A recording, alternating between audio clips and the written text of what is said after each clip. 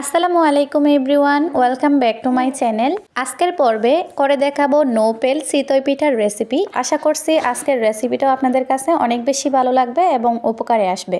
অনেকেই বলে গ্যাসের চুলায় লোহার ছাঁচে চিতই পিঠা বানানো যায় না, ফুলকো হয় না, ছিদ্রযুক্ত হয় না। আজকের রেসিপিটা পুল দেখলে কিন্তু আপনাদের পিঠাও পারফেক্ট হবে, ছিদ্রযুক্ত হবে।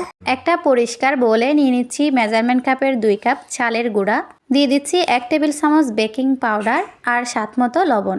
নিয়েছি 1 কাপ কুসুম গরমের চেয়ে একটু বেশি গরম পানি।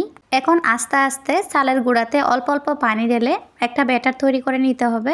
চিতই পিঠাতে আমি বরাবরের মতো বেকিং পাউডারটা ইউজ করি। বেকিং পাউডারটা দেওয়ার পরে পিঠাগুলো অনেক বেশি সফট হয়। তবে পানিটা একবারে দিতে যাবেন না, একটু একটু করে দেবেন। এই চিতই পিঠার ব্যাটারটা তেমন একটা পাতলাও হবে না, আবার তেমন একটা ঘনও হবে না, মোটামুটি একটা ঘনত্বের ব্যাটার তৈরি করে নিতে হবে। চিতই পিঠার ব্যাটারটা একেবারে রেস্টে রাখার কোনো প্রয়োজন নেই। আমি সাথে সাথেই কিন্তু ইনস্ট্যান্ট পিঠা তৈরি করি। আলহামদুলিল্লাহ আমার পিঠাগুলো অনেক বেশি ছিদ্রযুক্ত হয় এবং ফুলকো হয়। তবে ব্যাটারটাকে একটু ফেটিয়ে নিতে হবে যেন ব্যাটারটা প্লাপি হয়ে যায়। দেখতে পাচ্ছেন আমি হাতের কাজটা হ্যান্ডউইচের সাহায্যে একটু প্লাপি করে ব্যাটারটা রেডি করে নিচ্ছি। এভাবে একটু ফেটিয়ে নিয়ে চিতই পিঠা বানিয়ে দেখবেন, একেবারে রেস্টে রাখতে হয় না, সাথে সাথেই বানিয়ে নিতে পারেন। যাদের চিতই পিঠা পারফেক্ট হয় না, নতুন রাঁধুনি, পিঠা বানাতে একেবারেই কাঁচা, তাদের জন্য আমার আজকের রেসিপিটা।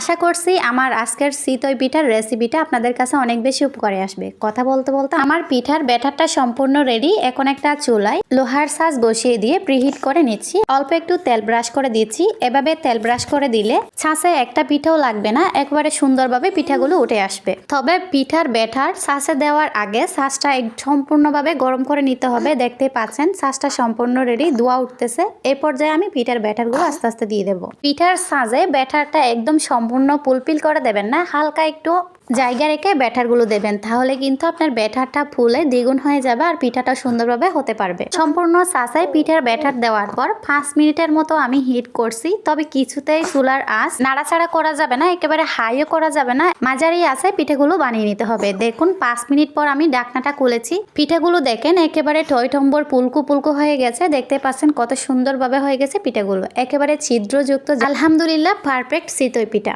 আমি কাঁটা চামচের সাহায্যে খুব সহজে কিন্তু পিঠাগুলো উঠিয়ে নিচ্ছি। নিচের অংশটা একটু ক্রাঞ্চি হবে আর উপরের অংশটা একেবারে সফট তুলতুলে, খেতে অসম্ভব মজার এই চিতই পিঠাটা। একে একে সব পিঠাগুলো আমি উঠিয়ে নিয়েছি। এখন আর তেল ব্রাশ করতে হবে না, একটা টিস্যুর সাহায্যে একটু মুছে নিলে ছাঁচটা হয়ে যাবে আর পিঠাগুলো একটাও লাগবে না। সুন্দরভাবে কিন্তু পিঠাগুলো বানিয়ে নিতে পারবেন।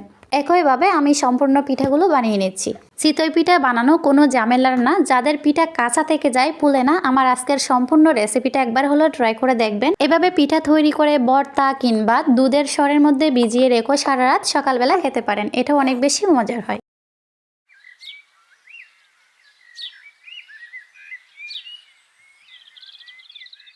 দেখতেই পাচ্ছেন আমার পিঠাগুলো সবগুলো বানানো হয়ে গেছে। আমি একটা ছাঁচের মধ্যে নিয়ে নিয়েছি।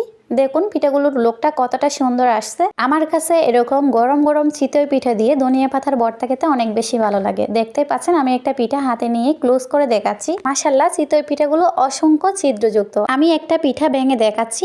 দেখতে পাচ্ছেন কতগুলো ছিদ্র পিঠার মধ্যে, একটা পিঠাও কিন্তু কাঁচা নেই আর ফুলকো হয় না, এমন কোনো পিঠাও নেই। এভরিওয়ান, আমার আজকের চিতই পিঠার রেসিপিটা আপনাদের কাছে কেমন লাগছে কমেন্টস করে জানাবেন। আজকের মতো এখানেই বিদায় নিচ্ছি। ভালো থাকবেন সবাই। আল্লাহ হাফেজ।